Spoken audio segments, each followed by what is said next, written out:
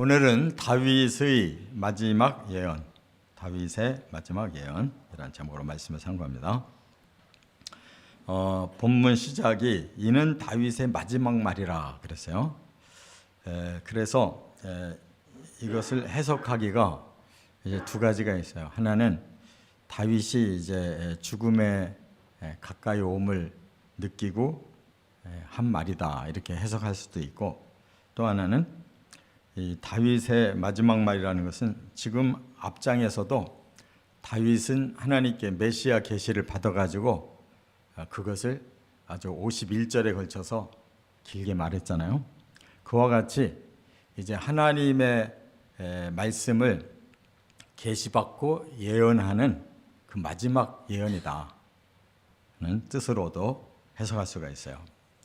그래서 실제로 보면 이제 다윗은 여기 사무엘 하에서는 다음 장 24장에서 이제 끝을 내지만 이 열왕기 이 상, 또 이 사무엘서, 또 이 시편, 이런 또 역대 그 역대기 이러한데 다 다윗의 시대가 나오거든요.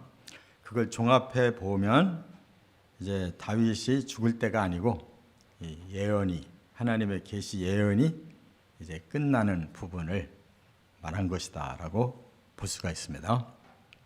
그래서 오늘 본문에 보면 다윗이 자기 자신이 어떤 출신인가를 말했는데, 여기 23장 1절에 보면 이새의 아들이고, 또 하나님이 높이 세워주셨고, 또 하나님께 기름 부음 받았고, 또 하나님이 노래 잘하는 은사도 주셨다. 그런데 거기에다가 2절에 보면 여호와의 영이 내게 임하셔서 그 여호와의 영이 주시는 말씀을 내가 가지고 있어서 이것을 발표한다. 이제 이렇게 말하는 걸 보면 그는 하나님 앞에 완전히 사로잡혀서 자기를 어떻게 쓰셨는가, 목동이었던 자신을 하나님이 이렇게 왕으로 세우시고, 또 이렇게 영감도 주시고 찬양을 잘 쓰는 이 은사도 주시고 해서 내가 하나님의 이 계시를 이제 오늘 이렇게 마지막으로 하나님 앞에서 발표한다는 주신 내용대로 자기는 말한다는 겁니다. 그렇기 때문에 이 계시가 뭐 다윗에게 처음으로 온 거냐? 아니에요. 이미 아브라함 시대에 계시가 왔어요. 그래서 창세기 12장도 그렇고 15장도 그렇고 계속 이제 너를 통해서 천하 만민이 복받고 번영하고 이렇게 계속 말씀을 한 것은 아브라함을 지칭한 게 아니에요. 아브라함의 자손으로 오시는 메시아가 천하 만민을 복받게 할 거다. 그러니까 아브라함의 그 자신은 뭐 가나안 땅에 살았어도 땅 한 평 산 게 없고 그냥 무덤만 하나 사서 거기에 자신과 아내와 또 자기 아들 손자까지 내려간 거. 그런데 뭐 그 사람이 어떻게 천하 만민을 복주겠어요? 그러나 하나님은 아브라함을 통해서, 그리고 중시죠, 지금 다윗을 통해서 결국 이 모든 일을 이룬다 하는 예언이에요. 계시고. 그렇기 때문에 다윗도 바로 그 영감을 받아서 그대로 그냥 발표한 거예요. 자신을 여기서 앞세우고 있지만 그것은 이제 자신의 자손을 통해서라는 것을 하나님이 예언하시는 말씀이에요. 그래서 이제 메시아에 대한 결론장이라고 볼 수가 있는데, 세 가지의 사역의 특성을 설명했어요. 첫째는 3절 4절에 보면 메시아는 공의와 경외함으로 다스리신다 그랬어요. 공의가 왜 이렇게 중요한 단어냐면, 하나님이 창조하신 세계의 가장 큰 특징은 의의 나라예요. 의라고 하는 것은 모든 것이 올바르다는 거예요. 근데 여기에 공자를 붙이면 모두에게 올바른 거예요. 믿습니까? 그게 공동체라는 거예요. 하나님의 공동체. 하나님도 의로우시고 하나님의 백성도 의롭고 모두가 의로운 것을 공의라고 말하는 거예요. 하나님의 그 마음은 메시아를 통해서 이 공의로운 나라를 세우겠다는 거예요. 뿐만 아니라 경외함이라고 말씀을 했어요. 경외함으로 다스릴 거다. 이 말은 바로 하나님이 이 모든 것의 주체세요. 그래서 메시아는 사람들에게 공의로운 세상을 만들고 하나님께는 모두가 다 경외하도록 만드는 이 역할을 메시아가 받았다 그 말이에요. 그래서 우리도 메시아를 통해서 공의를 우리가 받게 되고 또 메시아가 경외하는 하나님을 우리도 똑같이 경외하는 이 세계를 이제 얻게 될 줄로 믿습니다. 그렇기 때문에 이 공의라는 말은 다른 말로 이렇게 해석이 돼야 돼요. 이 공의는 법적인 용어예요. 왜냐하면 율법에서 나왔기 때문에 너희는 의롭게 살아야 된다라고 율법이 말씀한 거예요. 그렇기 때문에 법적인 용어잖아요. 근데 사람들은 법만 지키는 게 아니잖아요. 사람과 사람 간에는 바로 윤리, 도덕이 있잖아요. 그 용어가 뭐냐면 선이라는 말이에요. 선. 너희는 선하게 살아야 된다. 다른 사람을 해치는 게 아니라 다른 사람을 위하여 살아라. 그게 선이라는 말이에요. 그 다음에 하나님 안에서의 공동체는 영적인 공동체잖아요. 그 종교적인 언어가 바로 거룩이란 말이에요. 하나님이 거룩하시니 너희도 거룩할지니라. 그러니까 하나님의 나라는 의로운 나라, 선한 나라, 거룩한 나라란 말이에요. 그것을 우리에게 지금 계속 훈련시키고 있는 거예요. 그래서 이 나라 안에서 우리가 의를 지켜야 되고 사람 간에 선을 행해야 되고 하나님 앞에서는 항상 거룩을 힘써야 된단 말이에요.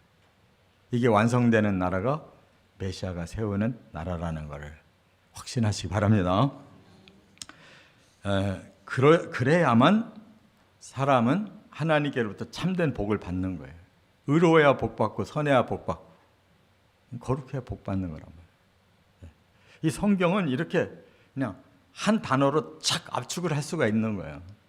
천국은 어떤 곳이냐? 의로운 곳이고 선한 곳이고 거룩한 곳이고. 그럼 더 이상 문제가 없는 거예요.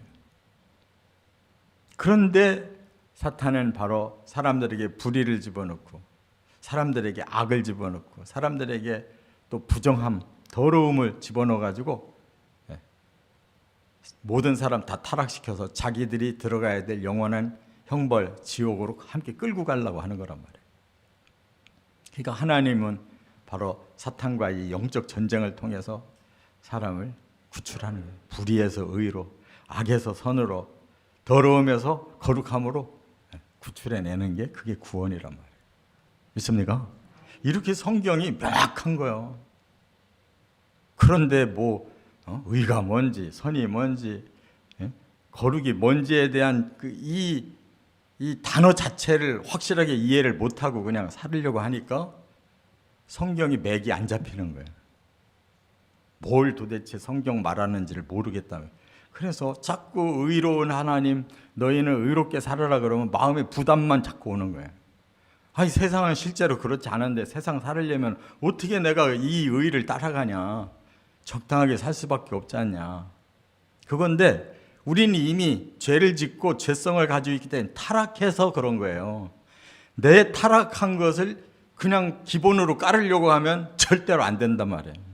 변화가 와야 되는 거예요. 점점 성화가 돼가지고 천국에서는 그게 완성돼야 되는 거예요. 그러니까 우리가 마음이라도 뜻이라도 우리의 최선이라도 거기에다 두지 않으면 천국은 얻을 수가 없는 나라예요. 그러니까 아브라함도 죄져가면서 다윗도 죄져가면서 이렇게 우리 인류는 어쩔 수 없지만 바로 하나님을 향한 그 믿음의 뿌리들을 찾아서 하나님 이 일을 이루어 가시니까 우리도 거기에 올라탄 사람들이란 말이에요. 할렐루야. 두 번째, 5절에 보면 메시아는 영원한 구원 언약을 이루어 주신다.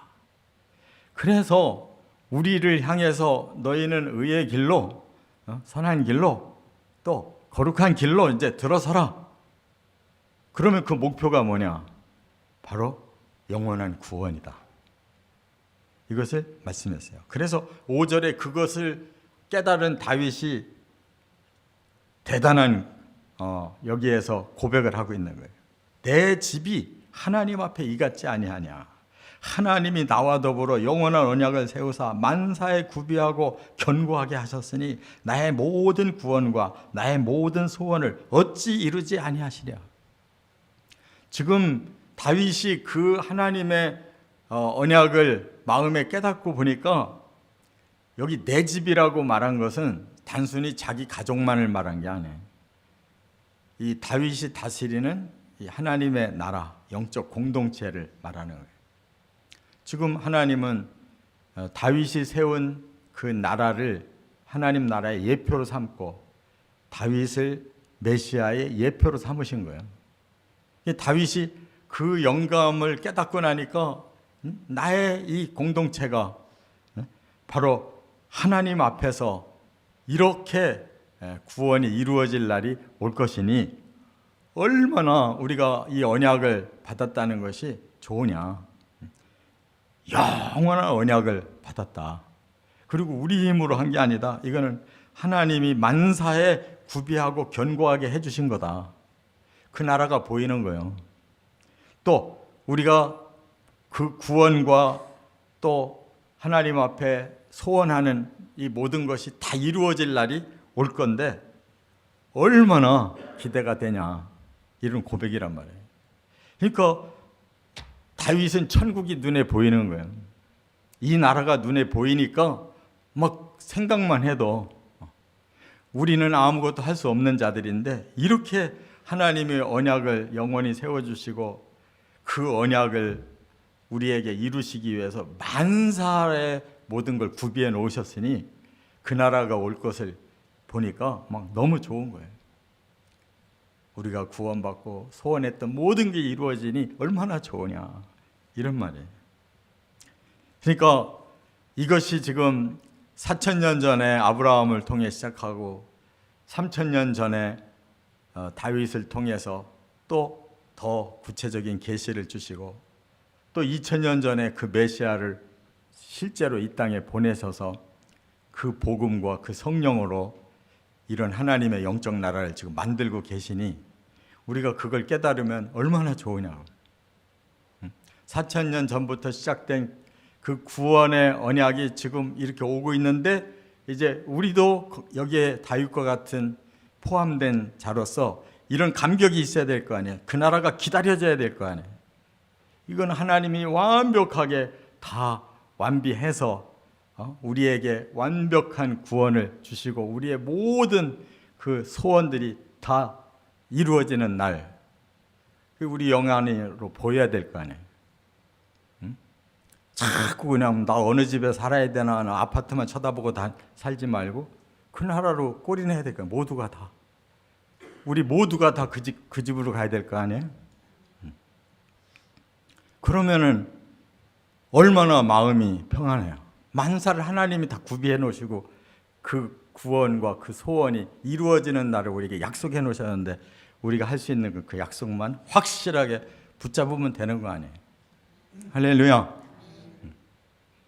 그러니까 왜 우리가 성령이 충만하지 않냐? 이 말씀의 내용을 제대로 몰라서 그 성령이 우리 안에 말씀 안으로 성령이 들어오려고 하는데 우리가 말씀이 깨달아지지 못하니까 막혀 있어요. 우리 영이 말씀이 막혀 있으니까 그 성령의 깨달음과 감동이 안 들어오는 거예요. 성령 받는 거는 막 샥샥 해야 받는 게 아니에요. 기도를 목이 터져라 해서 받는 게 아니에요. 진리를 깨달으면 성령이 오셔서 우리에게 모든 것을 자유롭게 풀어주시는 거예요. 할렐루야. 성령 받았다고 막 샥샥거리는 것이 그게 성령이 아니고 이 진리를 제대로 깨닫고 하나님의 마음이 우리 마음과 똑같아지는 게 성령 충만이란 말이에요. 그러면 뭐가 문제냐고. 아니 좀 어려울 수도 있는 거고 아플 수도 있는 거고 죽다 살아날 수도 있는 거고 뭐 세상 사람이 그렇지. 결국 우리의 목표는 거기인데 뭐가 그렇게 대단한 문제라고. 좀 담대하시기 바랍니다. 그냥 조금만 뭐 어때도 막 죽겠다 막 벌벌 떨고 이 입에서 그런 소리가 좀 들어가야 돼. 죽겠다. 얼마나 힘든지 아냐. 아니 누구 안 힘든 사람 어디 있어. 다 저주받아가지고 지금 살아가느라 힘들어 죽겠지. 이런 걸로 이겨내야 된단 말이에요. 언약만 확신하면 이건 다 이기는 거예요. 끝으로 세 번째 6절 7절 가장 통쾌한 얘기가 여기 나와요. 메시아는 악한 자의 심판을 완수하신다는 거예요.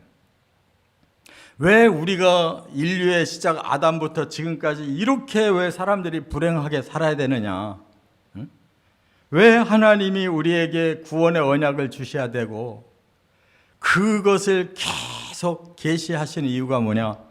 결론은 처음 사람부터 마지막 이 종말에 태어날 사람들이 다 사탄에게 속아서 바로 악을 저지르고 죄를 저지르고 하나님 앞에 불경한 짓을 저지르니까 거기에 대한 벌이 온 거란 말이에요. 그게 저주라는 거예요. 그런데 사람은 이 땅에서 실컷 저주받았는데 우리 몸만 죽으면 끝날 줄 알았더니 그게 아니라 영혼이 이제 형벌의 장소로 들어가 버려요. 그러더니 그것으로 끝나는 게 아니라 마지막에 사탄은 영원한 불못으로 들어가는데 사탄을 쫓았던 자들도 영원한 불못으로 영혼 몸이 영원히 들어가서 형벌 받아야 되는 거예요. 그러니까 이 저주는 지금 아무것도 아니에요. 지옥 형벌까지 더 가야 되는데 사람들은 그거 몰라. 그러니까 이 세상에서 나 적당히 예수 믿고 마음 평안하고 기도하는데 응답받고 좀 복도 이거저거 받고 그러고 예수 잘 믿다가 오래 살고 죽었으면 그러는데 무슨 소용이 있어. 오래 살다 죽으나 지금 죽으나 어려서 죽으나 그게 무슨 상관이에요.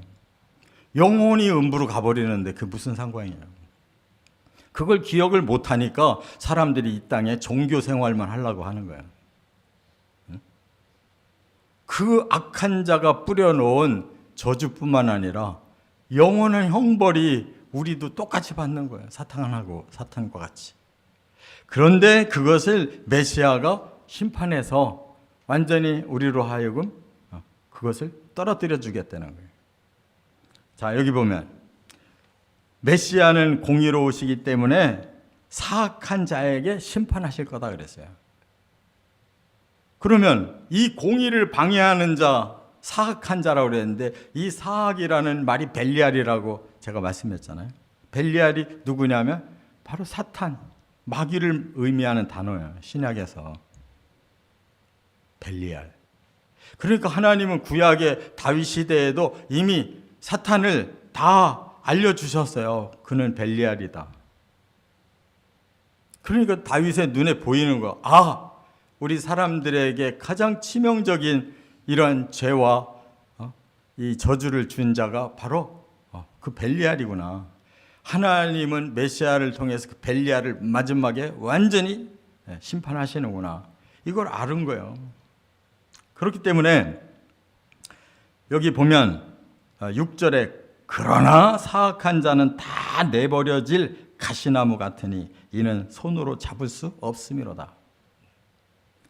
우리에게 가시나무가 쥐어져 가지고 계속 우리는 곤고한 인생만 살게 됐는데 왜 사악한 자가 우리를 넘어뜨려서 우리에게 권세를 빼앗아 버려 가지고 이렇게 가시나무 같은 인생을 사는 거예요.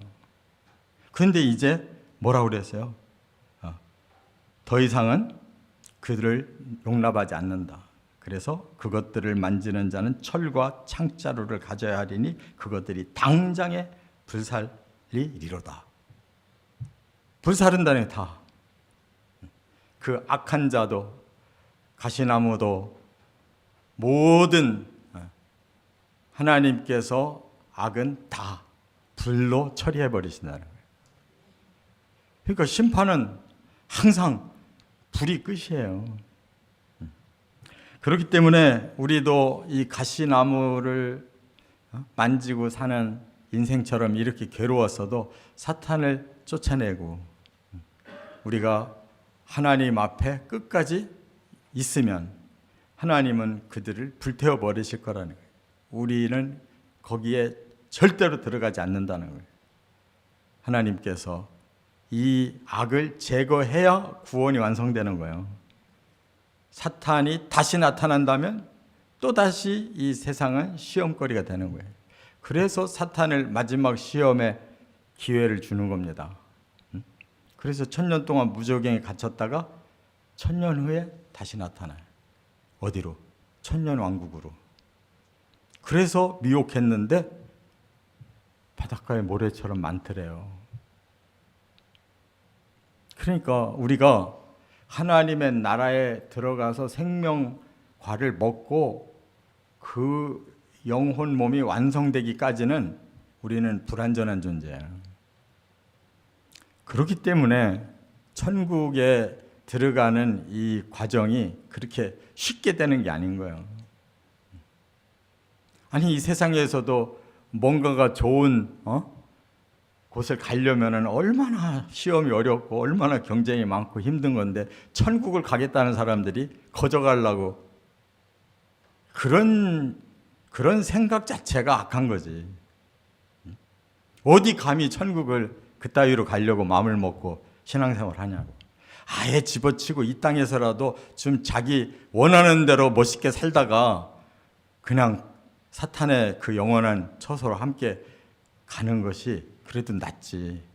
여기서도 제대로 못 살고 겉으로 마냥 신앙생활 잘하는 척 하느라고 애만 썼지 실제로 우리의 심령은 하나님께로부터 너무 멀어가지고 그 나라도 별로 탐탁치 않고 이 땅에서도 별로 복을 못 받는데 이미 종교인이 되나가지고 사람들의 눈도 있고 하니까 율법을 지키는 척하고 선한 척하고 거룩한 척하고 사느라고 애만 쓰는 거지.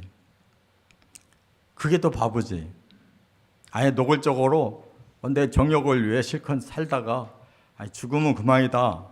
그러면은 이 땅에서라도 좀 살 거 아니야. 자기 원하는 대로. 종교인들은 이것도 아니고 저것도 아니야. 항상 마음에 무거운 짐만 지고 사는 거예요. 제발 종교를 벗어나시고 하나님의 진리의 말씀대로 가세요. 성령의 그 감동대로 뜻대로 순종하세요. 다른 건 필요 없어요. 그러면 이렇게 우리에게는 영원한 구원이 이루어지고 악한 모든 것들은 다 제거해 주시고 우리의 마음이 바로 천국 같은 마음이 되기 때문에 우리는 의로워지고 하나님을 잘 공경하다가 완성되면 되는 거예요. 이렇게 꼭 좋은 결말을 얻으시기를 주의 이름으로 축원합니다.